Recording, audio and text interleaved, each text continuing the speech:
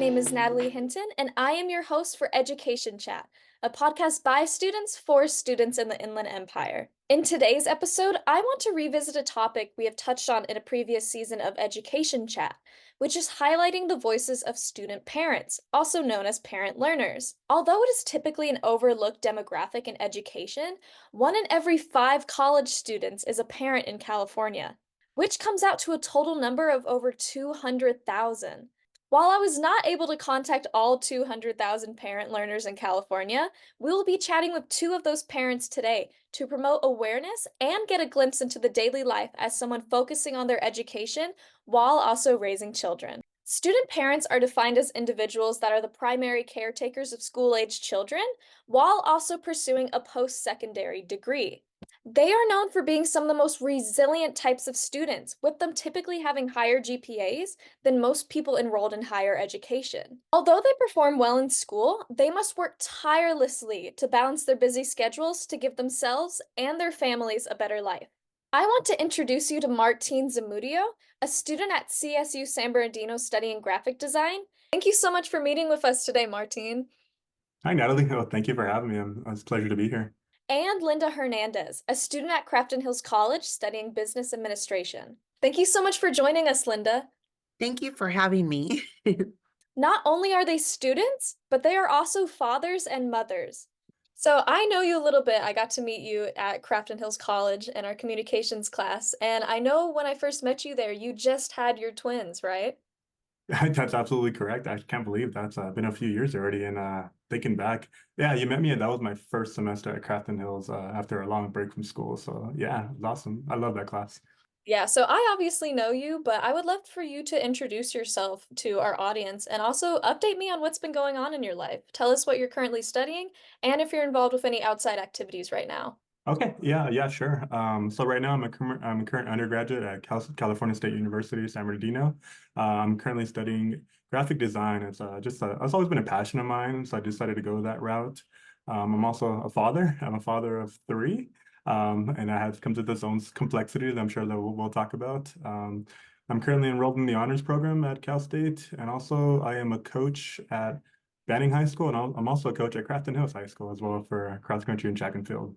We're talking a lot about student parents today, and a lot of the parents I know, they love to brag about their children. So I want to give you some time just to talk about your children, gush all about them. Oh, yeah, absolutely. So like I said, I'm a father of 3. I have a 10-year-old son. His name is Zayden. I have, like I mentioned earlier, a pair of twins. So one boy and one girl. The boy is named Zane, and the girl is Zoe. So I have ZZZ, and my last name is Zamudio. So why not make them just absolutely last and everything, you know? And how Um, old are your twins now? so they are turning 3 next month, actually, and it's it's been a whirlwind of a ride. I have a photo that I can kind of show to the camera if you'd like. Yeah, So I have absolutely. my wife, and then we went to Knott's Berry Farm. Yeah, so that's us right there, a little family with Snoopy. Super cute. As far as like my son, he's in the 4th grade right now. Very bright kid. He just won the district spelling bee and also the district history day project resource fair, whatever that is. Yeah, and I'm hoping that my twins can follow that route. So. So I also want to know a little bit why you were motivated to go back to education while you're raising 3 children, especially when you just had twins too. That's a great question. You know what? I just a little backstory on myself. So I actually graduated high school way back in 2006, like in the Stone Age. I tried community college out for, a semester, just to financial constraints. I couldn't do it. I went right to work. At that time, I was supporting like my little brother and little sister at the home. Kind of got caught up in that, that corporate environment. I climbed the ladder, I had a really good job. I was making over 6 figures back in 2021. And I woke up one day and I just kind of realized, and mind you, my life's going by, I get married and I have kids. And during the pandemic, my wife is sitting like this in the same chair I am. And I recall she's a teacher, by the way, an elementary school teacher. And so she was teaching virtually.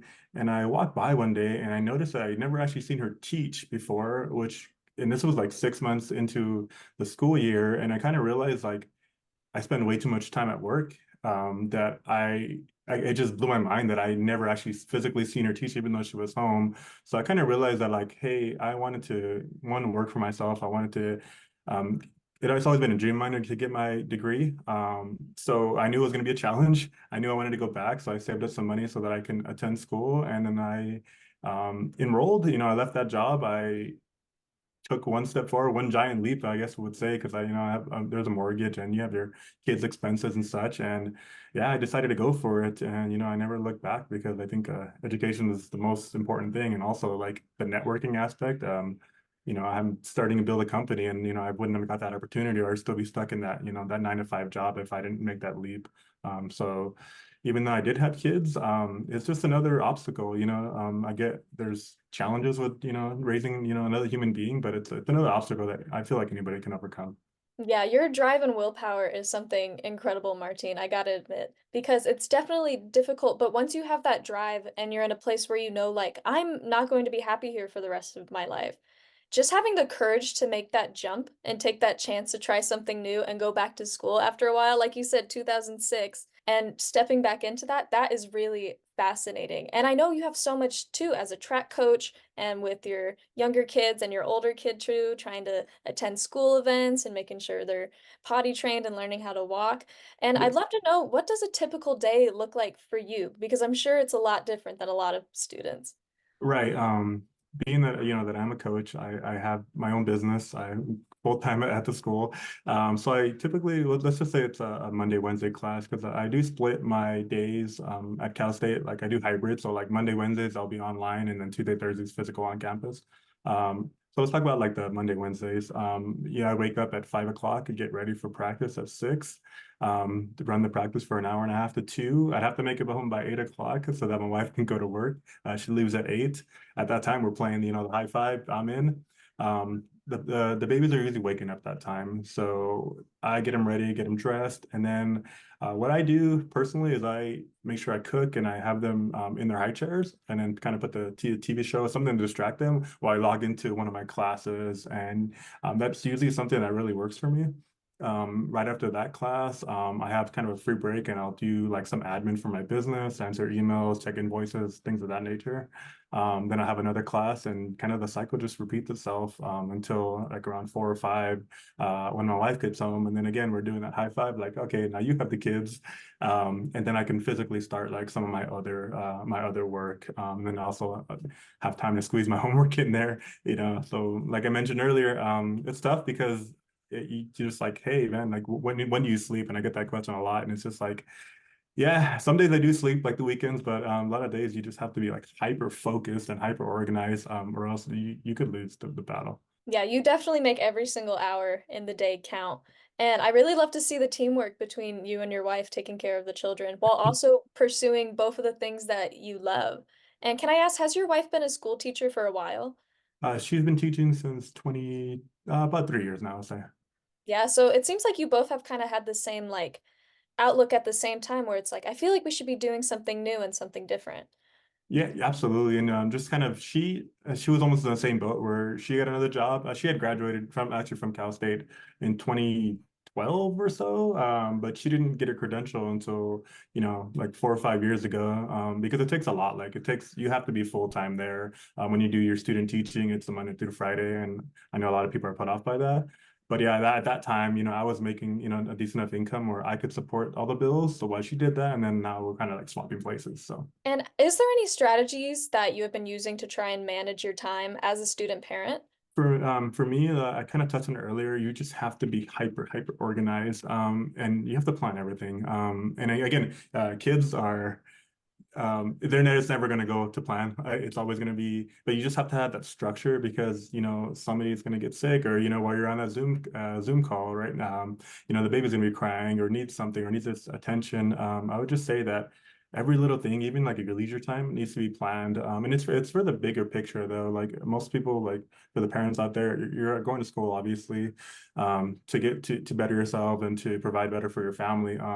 But during this time too, like I know it's really a school life balance, but you have to have that goal and like not shy so much away from it. You just have to be organized. That's my biggest takeaway. Is like if you're not, you could drown because again, there's so many things you don't know what to focus on, whether it's like, hey, do I attend Zayden's karate or do I study for my exam tomorrow?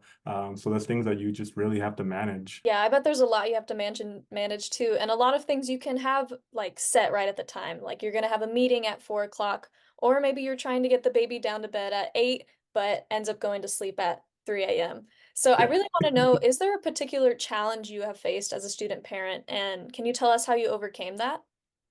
Let's see. There's a lot of challenges that come with parents, and I respect every parent that's in the pursuit of education. I would say one of the biggest things is childcare.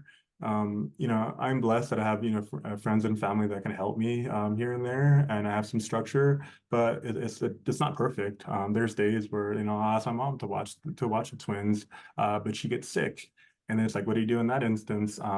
Or you know there's just always something going on in life that's gonna overtake it. I would say like biggest advice is like look for and I guess I'll give an example. At Cal State, they have a resource where and it's they have childcare at Cal State where if a time where I needed to bring the kids and I didn't have any childcare, I could bring them with me and they watch them for free. So it's like it's one of those things where a lot of people don't know about. But I would say, get with your school and ask these questions because there's a lot of resources out there. Yeah, and I'm really glad you're utilizing those too so you can continue to stay in education. And as your children grow too, it's going to get a lot easier too. Absolutely, because it's gonna happen where like, hey, your childcare canceled, and then you're faced with a challenge. They're like, all right, well, do I just skip class today? And it's like, okay, maybe one's okay, but then it's like, oh, he didn't get sick. Now it's Wednesday. Now you skip class again, and then it just quickly piles up. And it's one of those things a lot of people learn the hard way. Which if you just kind of nip it in the bud and take care of it right then and there, it won't build up. Yeah, but you did a great job being able to finish community college and then also move on to a university to try and continue that study in graphic design. So I'd say you know your fair share of how to be a student parent. I And I try. would love for you to give some advice to the other parents who are raising children and they're interested in getting back to education, but they don't quite know if they should do it, where they should start. Okay. I would say the biggest, and I totally understand. I've been there in making a decision to go back to school, especially if you have kids. One of the biggest hurdles, I guess one of the biggest advice I can say is that you can do it. Trust me that you can do it. I'm actually prepared to graduate a year early, so I've only been going to school for 3 years, because I've been taking the max amount of units. And again, we talked about like what I had on my plate, and I totally understand everybody's life is different. Everybody's challenge is different. You could be a single parent, you could be, co-parenting, whatever the situation is, that you just need to utilize the resources around you. You just need to know that you're not alone. That's one of the biggest takeaways is that, whether it's your mom, your dad, your uncle, your grandma, one of them can help you one of those days, then you don't have to worry about the other 3 days. So you can figure it out that way. And then that kind of goes back to what I was saying about just being really, really organized. And again, it's not always gonna happen, but then at least you have a plan and you have some kind of structure. So you use those school resources. They are there to help you.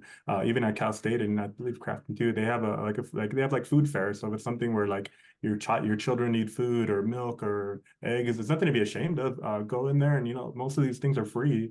Um, so it's just one of those things that you just need to. Some people need to swallow their pride. I totally understand that. But these things are there to help you. So use everybody's resources and don't be scared. It's only for a certain amount of time, anyways. You won't be in school forever, so make use of the resources. Yeah, there are a lot of support systems that I feel like people don't know that they have or that are available to them. Like I know the food pantry at Crafton, we just touched about it last episode. They have a bunch of diapers in the back that you can get as a parent, a bunch of baby food, a bunch of baby snacks, some baby clothes as well. And I know some people that wouldn't want to utilize that resource, but it is so important to know that these are here for you. Same with the childcare center that you have at your school. That's there provided specifically for students like you to be able to excel. Heck yeah. And then again, once you know that going into the school, then it's like, all right, now I'll plan for that. Say they're available, Tuesdays and Wednesdays. Okay, now I can drop off, Zoe and Zane on this day. And then you have you have that class or two taken care of, and then you can work on the other half instead of just thinking, oh, I don't know childcare and I can't go to school.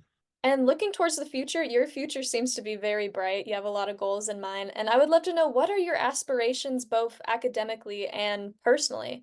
So I graduate in the fall, and it's going to be it's one of the biggest achievements that I feel like I've been dreaming of this moment since I graduated high school. So I'm so stoked about that. But post, I want to, I'm in the middle of starting my own business, but I want to make sure that it, once I graduate, that it flourishes and then, that I make it the best I can be. I had mentioned that I work at the high school and at the community college. I love giving back to the community. I love supporting young athletes and, trying to make, help them flourish, not only on the field, but in the classroom as well. Because I do share a lot of the story and some of my hardships with them so that I can kind of motivate them and tell them that they can do this and they should do this. I didn't even touch on this, but when you met me, I had applied myself for the cross country team, and I was 34 years old. I even asked the coach, like, hey, is there an age limit to actually be on a collegiate team? And he's like, hey, if you can meet the metric, you can be on the team. And, I ran and I was number 2 on the team. And it's like something that I'm proud of. And that's what I would motivate some of my, my brothers and sisters, like, hey, I'm out here doing this. Come on, let's go. Let's finish this mile. So my biggest takeaway is like, you guys can do this. Like, you parents can do this. Trust me. And everybody's situation is totally different. I totally understand that. But get organized and you can do it. Thank you so much for meeting with me. No problem. So I'd love for you to introduce yourself to our audience and tell us, what are you currently studying at school and what do you do outside of it? Okay, so my name is Linda Hernandez. I am currently going to Crafton Hills College to get my business administration degree. Outside of school, I'm a full-time mom. I'm a full-time business owner. Now I'm a team mom for baseball. So I'm constantly busy. And if I understand right, you have 2 children, correct? I have 3. 3. I would love for you to tell us a little bit about them. Okay, I have 3. Well, actually, I have 4. She just moved back from Washington. So we have Isabel, she's 26. We have Isaac, who's 19. I have Jesse, who is 18, and then I have Jeremy, who's 12. And we have a brand new grandbaby that just moved in with us. He's 7 months. And my son Jesse and Isaac graduated from Beaumont High School last year. Jesse is at UC San Diego. And Jeremy is graduating 5th grade. And Isaac is currently seeking employment with Stater Brothers and still kind of trying to figure out things. That's great. It sounds like you have a pretty wide range of ages in your household right now. Yes. And I know you're pretty busy, especially with 5 kids coming back to live with you. So I'd love for you to tell us what motivated you to pursue education while you're still raising and taking care of these children. It's something I've always wanted to do. I've always wanted to go to college and never made the time. I went straight into the workforce and just kind of got stuck there. My husband retired from the Navy in 2014, and a couple years after COVID hit, and I left my job, and I told my husband, I said, I would love to go back to college. He said, well, this is the best time to go. And so it had been 30 years, and I went back to school. It was extremely nervous. I was really nervous, but I was really excited. I had a lot of encouragement from my boys. I wanted to go back to show them that it's never too late. And here I am encouraging my kids, go to school, go to school, go to college. And yet I had never been. So I wanted to show them that it's never too late, and that mom can still do it, and mom still has it in there. And so I did. And 2 years ago I started, and I'm gonna graduate in May. I'm so happy for you. You're almost done with that. Almost. Yes, almost. Yeah, so I know you're working, I know you're raising children, and now, especially with education on the side too, you're probably pretty busy. So I'd love for you to walk us through what a typical day looks like for you. So my day typically starts at 5 o'clock in the morning. I wake up, I go to the gym. I wake up my 12-year-old before we leave. We go to the gym, my husband and I, because another thing is I've lost 200 pounds in the last 2 years. So it's super important for me to kind of keep up with and continue to lose my weight and to stay healthy. So we go to the gym, and then we come back, my son goes to school at 7. I get ready because my first class was starting at 8 a.m. Mondays and Wednesdays. I go to school. And then after school, I come to a shop because we own our own shop in Yucaipa. I come to work. My husband's here. Usually we have a little coffee meeting before we start. He's already started for the day. And then I'm here until 5 o'clock. Sometimes I have to leave early because my son Jeremy has sports. I have to go home and try to make dinner. And then practice with Jeremy, dinner, and then usually studying until late hours at night. So that's typically what my day looks like, nonstop. Yeah, that's a pretty busy schedule for you. And I know that on Tuesdays you have that night class that Yeah. runs from 5 to sometimes 9 at night. So I feel like that can definitely get in the way of what you want to complete during the day. So I want to know some of the challenges that you have faced as a student parent and how have you overcome those? Trying to balance everything was extremely difficult. My first year going to school, I felt it a little bit more easier. I don't know if maybe the classes were not as hard. The second year, I've had a lot of challenges trying to balance sports and having a husband, having the my house full with my boys, sports. It should have been easier this year considering my two boys graduated last year and they were involved in sports. It should have been easier. But I think with the classes getting a little bit more difficult, I had to find more of a balance on when I was going to study and how I was going to study. Some of the things that have helped me is especially the tutoring center. They've helped me in school wise. EOPS, the counselors there, amazing. They've helped me kind of reorganize. I've always felt myself as being real organized and being real schedule orientated. This past year, it's been so difficult. It's kind of just been like I threw the papers up in the air and trying to kind of put them back together. I think just focusing and praying. I do a lot of praying, like help me to kind of set up my day and meditate a little bit. Definitely making lists. I'm a queen of making lists of times and deadlines and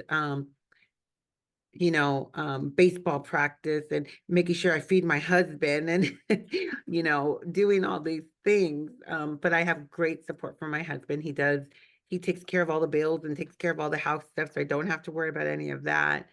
Um, but it's been difficult. It's been difficult. I think balancing and scheduling and prioritizing is the key to going back to school at 50 years old. Not just being a mom and being a wife, but being a student. Because that's the whole purpose was for me to go back and experience what it feels like for, to be a college student at 50 years old. Like I said, my first year, I was full student backpack, had my gear on, and this year it has been a little bit more challenging, but I don't think it's so much my age or being a full-time mom. I think it's overall student. So I'm getting to experience like what you guys actually, what my 18-year-old son in UC San Diego is experiencing. I'm getting to experience all the hustle and bustle and all the deadlines and midterms and holy smokes, you know. I wish I would have done this when I was your guys' age, but I wouldn't take it back. Someone who like returned to education like you, it's something so new and exciting. And it's Mhm. something you get to learn through not just learning the education part of it, but learning how to manage everything, being a mom and a wife and a student. So I would love for you to share some advice to the other parents who are raising children that might be going back to school or not really sure where they should start. If someone wants to go back to school, that they definitely should. I don't think that they should second guess themselves. I think that they should, the advice I would do is don't think about it, just do it. Don't talk about it, just do it. Just go and do it. Because if you say you want to do it, anybody can talk. Oh, I want to do this, I want to do that. But actually putting your foot down and actually doing it. My best advice is before you start, is have your house and everything organized at home. Have your boys all set up or your children all set up, and so that you can actually go to school and have fun. I did that in the beginning. I prepared myself. I prepared my boys. I prepared my husband. Look, this is what it's going to look like. A lot of communication. And, I needed them to be on board too. I needed them to play a part in it, and they did. They played. Like I said, my first year was wonderful. My second year has been a little bit more challenging academically. I can't sit here and say that um my personal life has played a toll as much as the academic part of it was very challenging for me. Um, use all the resources that the school has, because there's so many resources that I think that people are unaware of. EOPS, tutoring, there's SAS, there's so many tools that they're trying to help you, they're giving you, and people need to take advantage of the help and and their abilities. I mean, these people are great people who have been in my shoes, been in your shoes, and they're all different ages. I think that people need to overcome the fear of, what I was afraid. I was afraid, what if I fail? What if I couldn't do this? And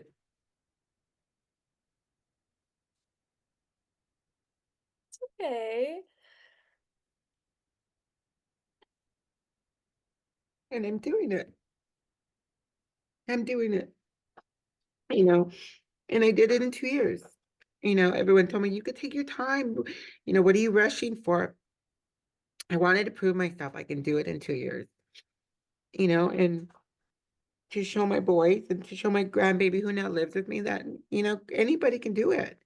And if I can do it at 50, then they better do it at 18 or 19. Because doing it at my age is no joke. But I did it. And like I said, any woman, man, anybody my age can do it. And it just takes discipline and, be open-minded and have fun and enjoy yourself. Because I've enjoyed myself being a student, and it's been fun. I'm sorry, And Nat. no, you should be so proud of yourself. It's emotional being able to do this because it feels like when you just look at it like textbook, it seems so difficult. You have to take care of the kids, the husband, the house, the business, and then school on top of all of that. And of course, your days are long, your days are difficult, but you get it done and you do your best and you get good grades and you raise a good family and you raise good kids who are doing things and looking up to their mom and saying, "My mom did that. I'm gonna want to do that too."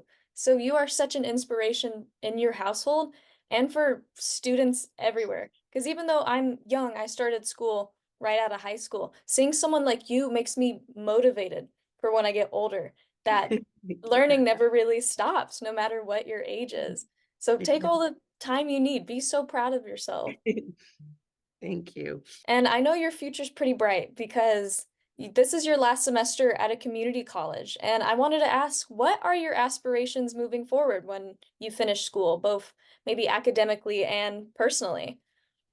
Well, academically, I went back and forth, back and forth, back and forth, because like I said, when I was in high school 30 years ago, I barely made it. Like I barely made it to graduate high school, and I was so eager to get out. I just went straight into the workforce.